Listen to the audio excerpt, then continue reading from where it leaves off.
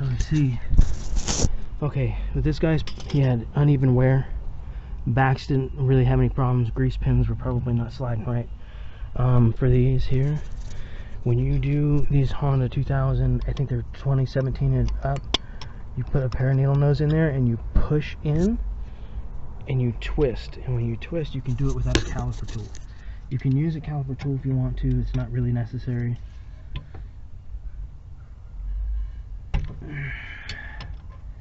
So these ones, they had, this car's got 60,000 on it. These are OEM brakes, so it's, this back caliper is really tough.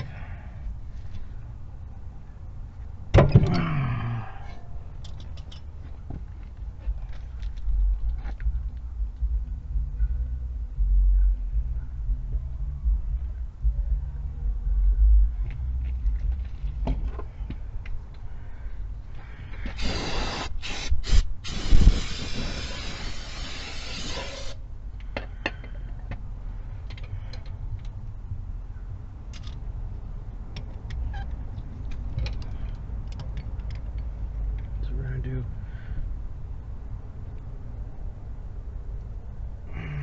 can twist. Wish I had a good angle for you people here, but maybe we can do it this way.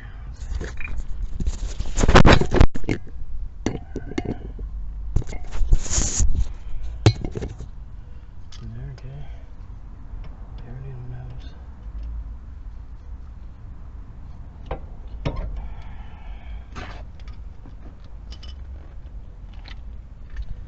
Way to do this too is put one of your calipers back in through this side, okay?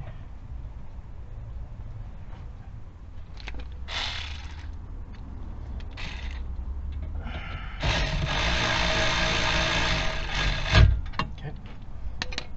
Wait, don't move. You got somewhere you can pull against like this.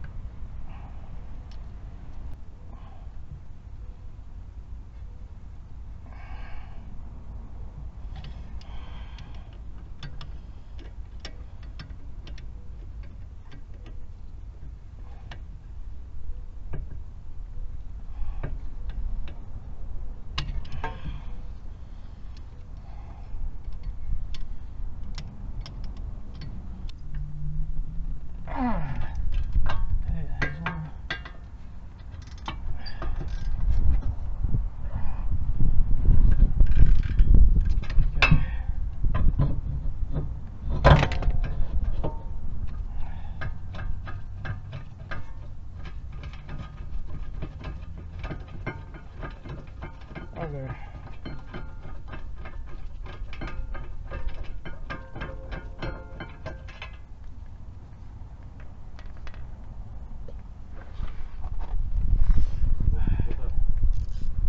Here's some advice for you, okay? When you turn those back with needle nose plier, make sure your parking brake is released. People do this different ways. With these models, I've seen some people use jumper wires on the back of the harness for the e-brake. Don't do that, that's dumb. Put it in the auxiliary position in there with the push button on or the key on and disconnect the parking brake. It's a lot easier that way. Don't be a dumbass. I mean, it's not a dumbass move to, a lot of people use the jump wires off of a battery or a jump pack and they'll turn it back and loosen up that way. There's really no point. Just use the auxiliary. When you're taking the rotor out of here, you have a set screw, okay? They sell, what did I do with this? This set screw right here. Goes in the rotor, bolts in right here, okay? Over the rotor to keep it in place. They tighten up over time when you drive them, but some people will use an impact driver, such as this right here, okay? It's not a bad idea. One thing I will recommend to you is all you really do, if you buy these from the impact driver from Harbor Freight, it costs about $9. Hook it up to your impact and you can use it as an impact and just spin them out. But you're not hammering it and spinning it. Use an impact. It's a little bit cleaner. It's easier to do it that way. So it's just a heads up from me. I really haven't been talking much through this video. I got a customer that's been outside, so a lot of times I won't talk when I've got someone outside. So, and if I do, I cut it out of the video. Just out of respect for people, because you know they don't know. I don't want to be recording anybody, so that's how it is. Okay. So once you got your new roller,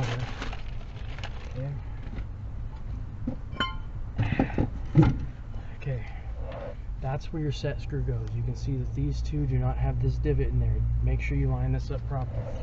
So you got it like this, okay? Look.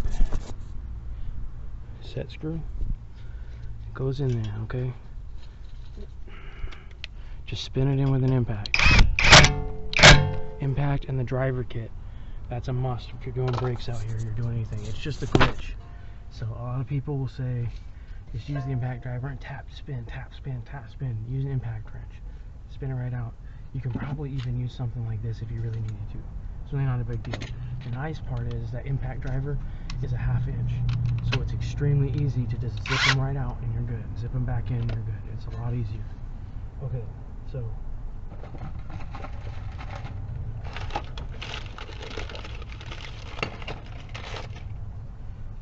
got our pads, okay? So first thing we need to do, bolt our bracket back up. We cleaned up, used a wire brush and sprayed it. So we'll go from right back here, as you guys can see. I wish I could have talked you guys through this one, but I had a customer outside kind of talking with me the whole time. So a lot of the times when the videos they go into music and no audio, that's when I had somebody come out and talk to me, and I just don't record. I don't record people without them knowing. It's kind of weird. So recording their car work is one thing, but I don't like recording what people say unless it's detrimental to the job, like an agreement or something like that. But I generally don't put that type of stuff online because that's fucking weird. So we get these 17 millimeters in, okay? This is a really easy job. A lot of people stress out about them, and it's because of the parking brake. So the parking brake will freak people out. It really isn't a big deal. It's just, you just need to know to turn them off.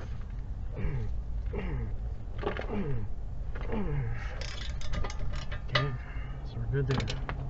Now, some people do recommend this, some people don't, using brake grease, okay? So I use a little bit on each side, not very much, okay? Just finger paint it in there a little bit, not too much. You don't want to get the rotors and, you know, then you're having other issues or whatever. So just a wee bit in there. That side, I need to clean this up a little more. I should have had a smaller brush in here too for some of this, because this car is not very old. It doesn't have very much mileage on it, so I didn't find a lot of crap in there, but next time I'll probably bust out a smaller brush when I do it, just to get in there. But I hit it with brake parts cleaner and it still didn't really clean it out, whatever. So good.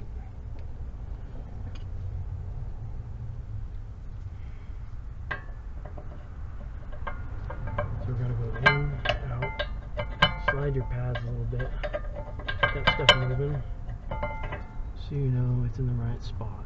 So we're good. Other pad, slip it in, get it moving just a little bit.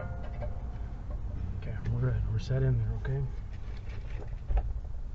So we're going to put some brake grease on the back of our pads, and you don't need very much, maybe one packet of brake grease for one, probably all four of these. Man, the fronts I probably, here's the thing is I don't use packets, so I use tubs, I use it by the bulk.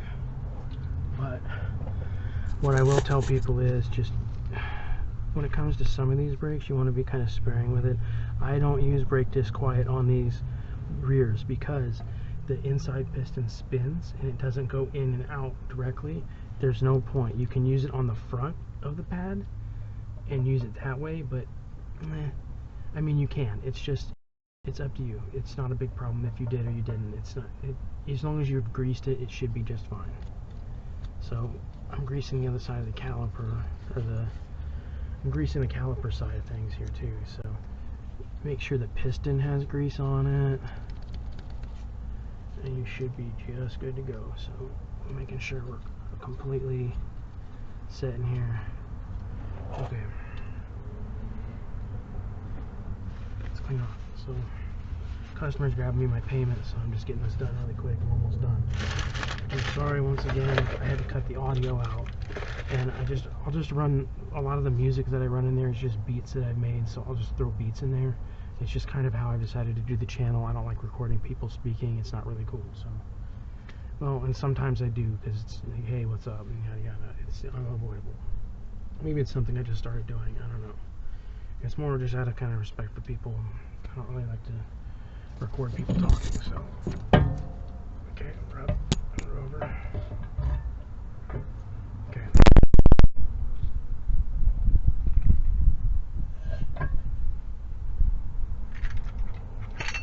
Okay.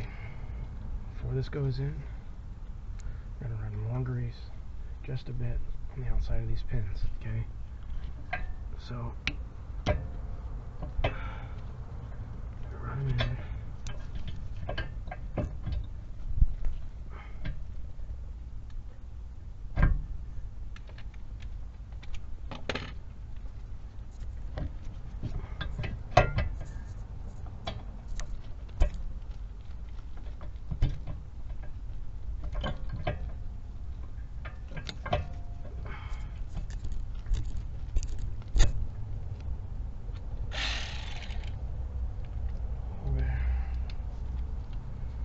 So we're going to run this in, okay? Okay. So these are only set to about 16 to 20 foot-pounds. If you use an electric ratchet, you'll obviously get it in there, and it's the spec.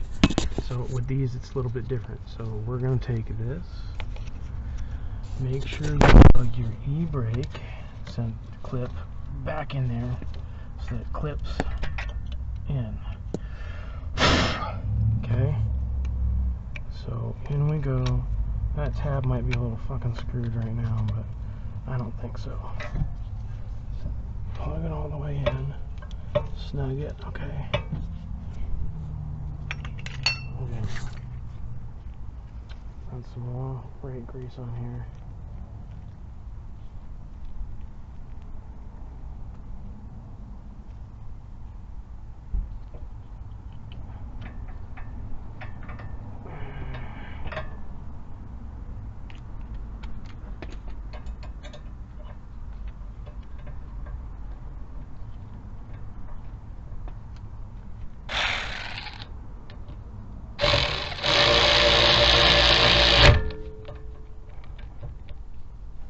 Okay, so we're bolted up. We got our 17s bolted in. Use a bar. Some people use impact wrenches. Cool, there's their own. Do what you gotta do. I don't care. Okay, so one of the last things we have to do here is this clip. Okay, these are much easier than Jeep. It's pretty easy. You're gonna have this in. Okay, these slip in really easy. One thing I would say is reach in here, tap it with your hammer just to make sure it's in.